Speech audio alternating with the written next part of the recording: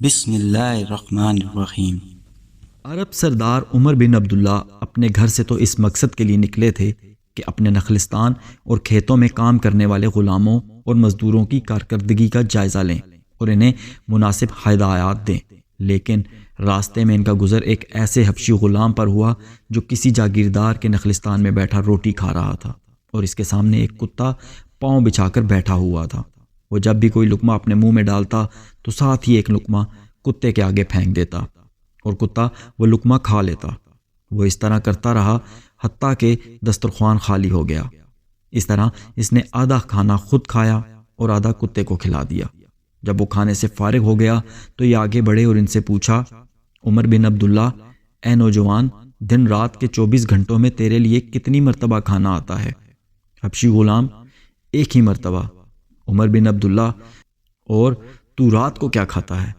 حبشی غلام، دن کے اگلے پہر کھانا وافر ہوتا ہے اور میں اس میں سے کچھ بچا لیتا ہوں اور رات کو وہ کھا لیتا ہوں، لیکن آج تو نے آدھا کھانا کتے کو کھلا دیا ہے اور آدھا خود کھایا ہے، لہٰذا تو رات کو کیا کھائے گا؟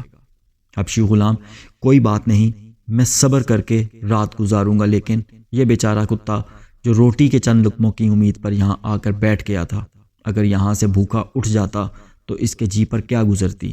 لہٰذا مجھے شرم آئی کہ میں ایسی ذی روح مخلوق کے سامنے بیٹھ کر تنہا کھاؤں جو 2 آنکھوں سے میری طرف دیکھ رہی ہو۔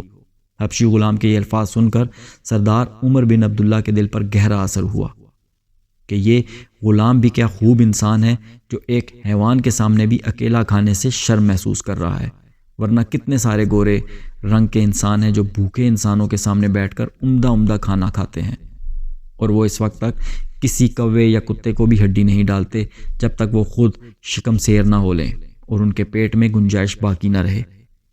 اس کے جی میں آیا کہ ہمارے دین میں کسی غلام یا لونڈی کا آزاد کرنا اپنے آپ کو جہنم سے آزاد کرانے کے مترادف ہے، تو کیوں نہ میں اس حبشی انسان کو غلامی سے آزاد کرا دوں؟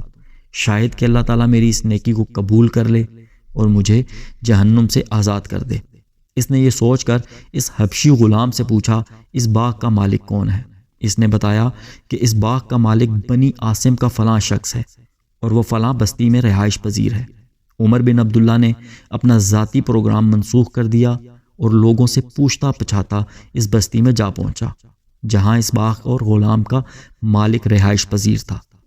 اس نے باغ کے مالک سے کہا، صاحب، آپ اس غلام کو فروخت کرنا چاہتے ہیں جو آپ کے باغ میں رکھوالی کرتا ہے؟ جی ہاں، اگر آپ خریدنا چاہتے ہیں تو جناب، میں یقیناً اسے خریدنا چاہتا ہوں، اور باغ کے متعلق کیا خیال ہے؟